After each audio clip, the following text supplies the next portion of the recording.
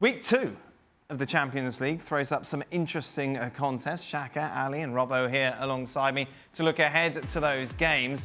A lot of information to digest, I know, but there is one game that really stands out, certainly for me, on the Wednesday, Barcelona against Inter Milan, Robbo. It's going to be interesting. It certainly is. Inter have to play particularly well. They weren't very good against Slavia Prague. Slavia Prague pressed them high up the field. Inter struggled to get out. They had to go long. Lukaku then didn't hold up the play in that game. And Antonio Conte has been criticised heavily when he was at Juventus, when he was at Chelsea, for not doing well in the Champions League, not doing well in Europe. So he's got to prove in this game that he can compete with the best in Europe. Barcelona not at their best, but I still think they have enough against an Inter Milan side who've done brilliantly in terms of points, but haven't played particularly well in their performances in Serie A. Because you're a bit old, Shaka, I'm going to show you that graphic again, just so you can digest it a little more. I would suggest Spurs against Bayern Munich, also a massive game. Yeah, listen, it is, especially given the struggles of Spurs and Pochettino starting to question attitudes within his own dressing room.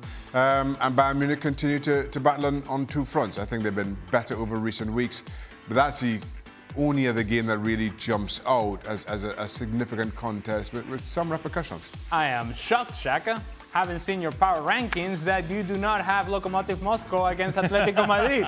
Nah. Given that you had Lokomotiv Moscow in your top 10, did you not? Yeah. Yes. Well, and Atletico Madrid as well. Yeah.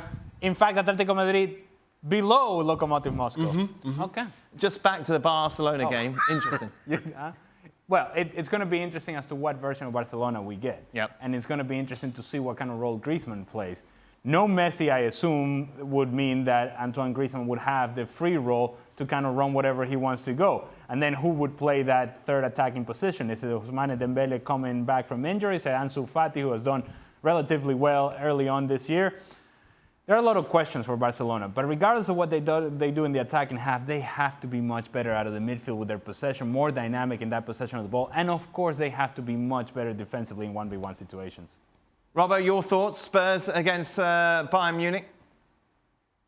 I think Spurs will actually turn up and play. This is the sort of game that those players that maybe want to get away or was trying to sign new contracts, this is the sort of game with a home crowd, a fervent crowd. They'll press the ball high up the field. They'll stop Bayern Munich playing out from the back. And I think actually on this occasion, Spurs will play well. They've been inconsistent this season. They'll play like they did against Crystal Palace a couple of weeks ago. I think they'll just about win the game. Thanks so much for watching ESPN on YouTube. And for more sports highlights and analysis, be sure to download the ESPN app. And for premium content and live streaming, subscribe to ESPN+.